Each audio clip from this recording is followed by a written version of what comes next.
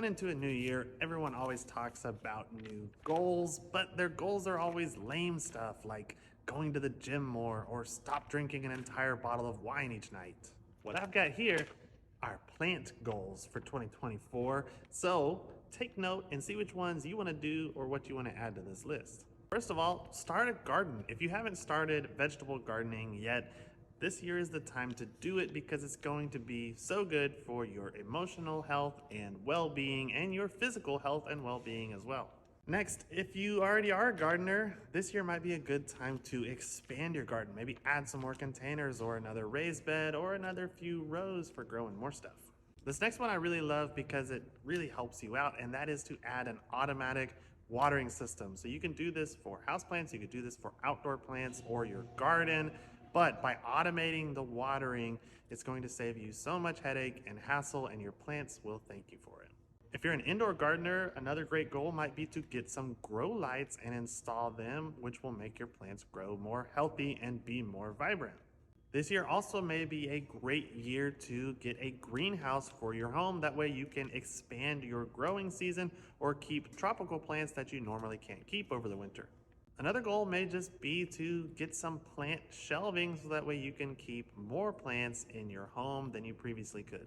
This year is also a great time to invest in your education. That may be by reading books, taking some classes, or following your favorite plant people on whatever social media platform you use. This year also may be a great time to redesign or rethink your landscaping. So do it yourself or find some local professionals that can help you make it look amazing. You might have a goal that's a little bit more specific or small, such as something simple like keeping a string of pearls alive for the first time, or maybe growing your own potatoes. I love this one. Set up a rainwater harvesting systems to give your plants the most beautiful water around, which is natural rainwater. Or you may want to learn a new skill this year, such as composting. Here's one that I do every year, and that is doing some plant travel destinations. So maybe it's going to see a new nursery or garden center in a new city you haven't been to. Botanical gardens are some of my favorites, or maybe just really cool places that have really cool plants out in the wild.